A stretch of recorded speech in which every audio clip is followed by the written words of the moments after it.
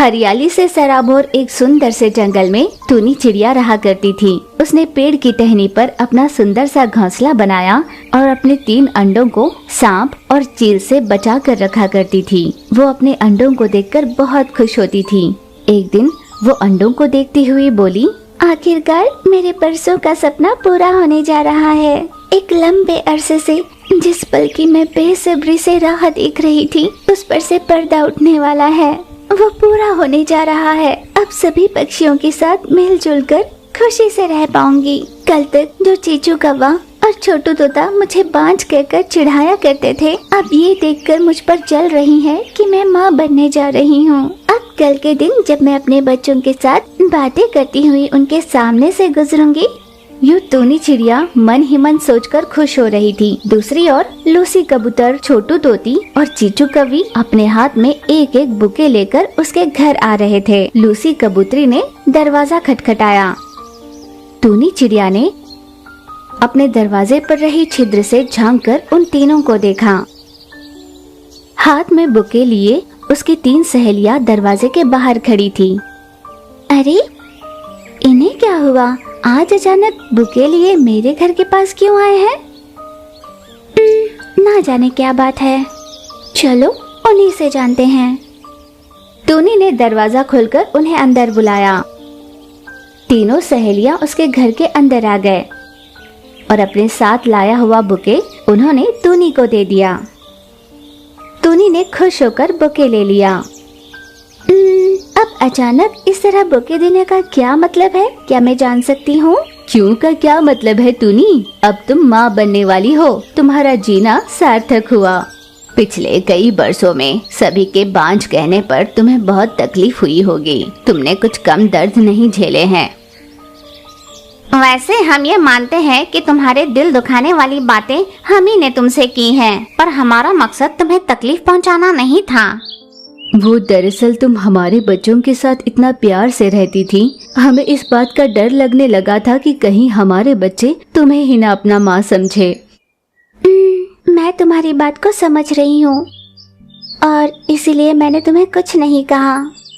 तुम्हारी बातें इतनी भी तकलीफ देने वाली नहीं थी। चलो अच्छा हुआ। बेटी बातों को याद कर दुखी होने में कोई समझदारी नहीं। अब तुम आखिरकार माँ बनने वाली हो। हमारे लिए इससे बड़ी खुशी की बात कोई नहीं। तुम अपना और अपने होने वाले बच्चों का ध्यान रखना। लूसी ने अपनी ओर से कहा। ऐसे मौकों पर मही चील आकर मीठी मीठी बातें कर अपना आहार लेकर चली जाती है। तुम उससे बचकर रहना। मही चील को अपने घर में बुलाने से पहले 2 बार सोचना जरूर, भूलना मत। लूसी कबूतर ने फिर से कहा। हाँ, और ऐसा भी हो सकता है कि वो तुम्हें बधाइयाँ देने के बहाने तुम्हारे घर पर आए और बातों में उलझाकर पल भर का भी समय मिला तो अपना काम कर जाए।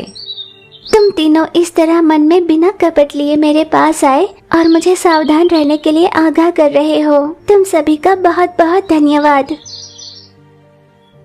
टूनी से बात करने के बाद वे तीनों उसके घर से वापस निकले।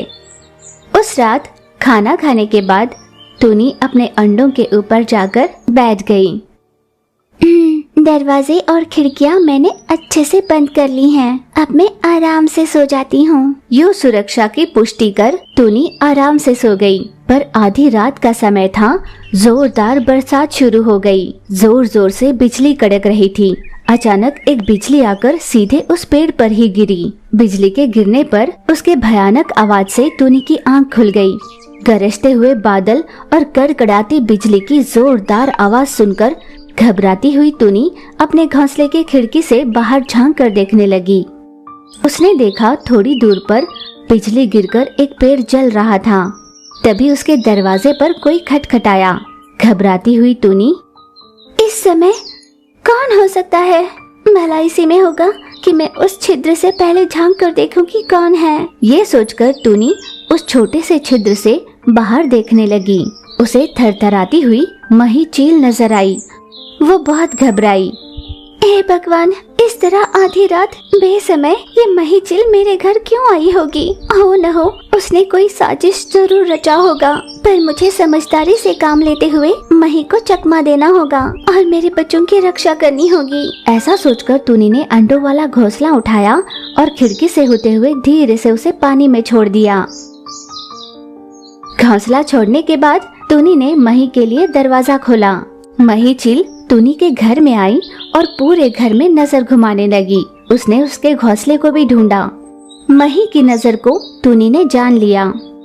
महीचिल की नजर लगता है मेरे अंडों पर टिकी थी। यूं मन में सोचकर, महीचिल जी आप मेरे घर आई है तो आपका अतिथि सत्कार करना मेरा फर्ज है। आप बस यहीं रुकिए, मैं भी आती हूँ। टूनी ये कहकर अपने घोंसले से बाहर निकली और उसने दरवाजा बाहर से बंद कर लिया और अपने उन तीनों अंडों को एक पेड़ के नीचे सुरक्षित रखा।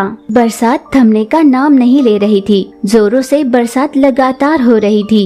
अब अंडों के हवाएं इतनी तेज चल रही थी कि अंडे फूटने लगे थे। हवा में उड़ रहे एक पत्ते को पकड़ा और अपने अंडों को उससे ढक दिया।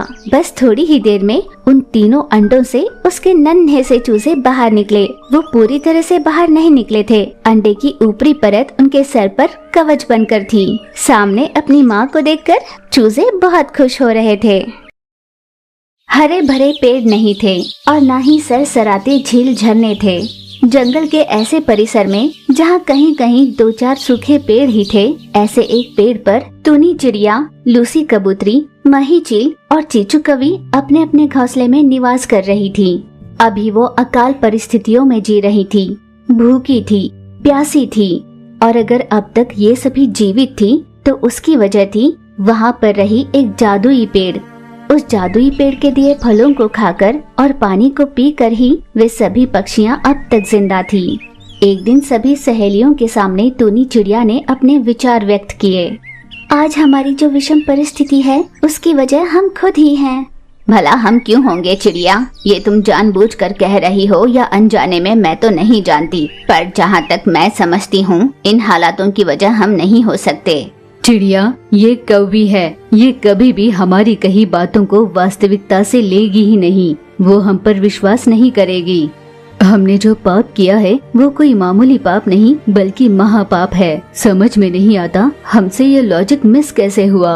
रियल एस्टेट का काम अच्छा है, इसमें पैसे ज्यादा बनेंगे। ये सोचकर 4 पैसे ज्यादा कमाने की लालच में हम सभी पक्षियों ने एक एक कर जंगल के सभी पेड़ों को काट डाला और इसे बंजर बनाकर बेच डाला। वार पर वार कर करके जब हमने इन पेड़ों को काटा, ना जाने इन पेड़ों को कितना दर्द हुआ होगा। प्यार और अपनेपन के बारे में मेरा तुम सभी के सामने बात करना ये तो व्यर्थ ही है। हमसे बहुत बड़ी गलती हो गई।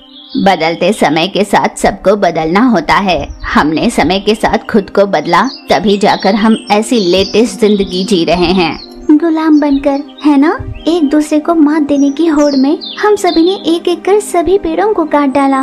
पर हर कटते पेड़ के साथ अगर हमने एक पौधा बो दिया होता तो शायद हालत ऐसे न होते। पर इस चीचू कवि ने सब कुछ बिगाड़ डाला ना। माना मुझ में अकल नहीं, तुम में तो है ना। तुमसे दोस्ती करने वाले में भला अकल कैसे होगी? तुम कहना क्या चाहती हो? मुझ में अकल नहीं है? इस तरह बात से बात बढ़ी और वे सभी पक्षियां आपस में लड़ने लगी। फलस्वरूप उन सभी पक्षियों को बहुत चोटें लगी। जहाँ कबूतर का मुंह फूट गया, वहीं छोटू तोते की आंख पर बहुत जोर की मार लगी, जिससे वो काला नीला पड़ गया। चीचू कवि की चोंच पे चोट लगी, जिससे खून बहने लगा था और टूनी चिड़िया के पंख पर इतनी चोट लगी कि वो उड़ नहीं पा रही थी। चीचू कवि को ही गलत ठहराया था, जिससे वो बहुत नाराज होकर अपने घोंसले पर चली गई। वहाँ से उसने कुल्हाड़ी उठाई और वापस अपने दोस्तों के सामने आई।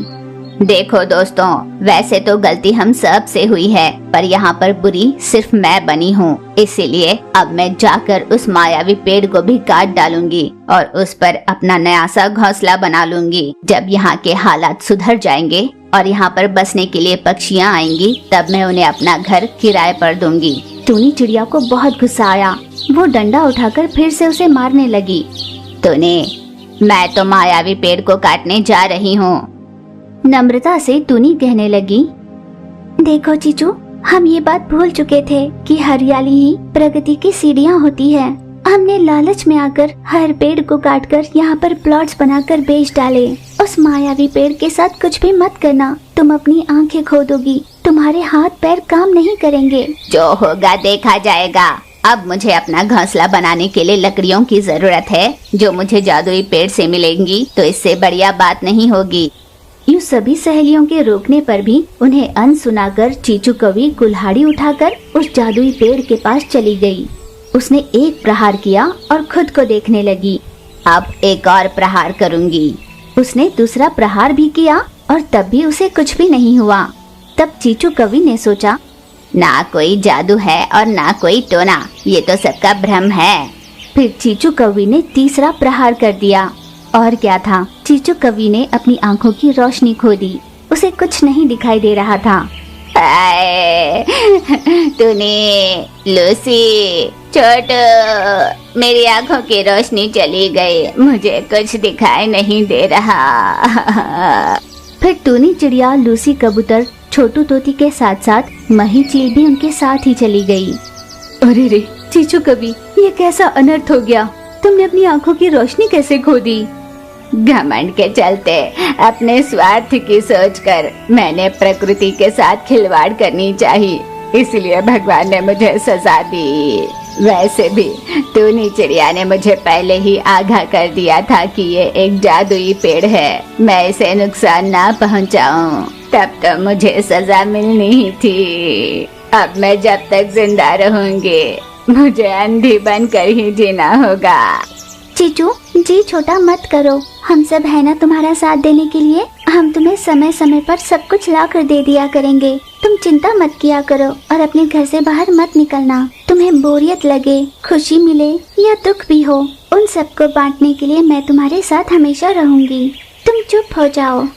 उस दिन से अपनी आंखों की रोशनी खो चुकी चीचू कौवी को टूनी पर ही निर्भर होकर अपना जीवन बिताना पड़ा।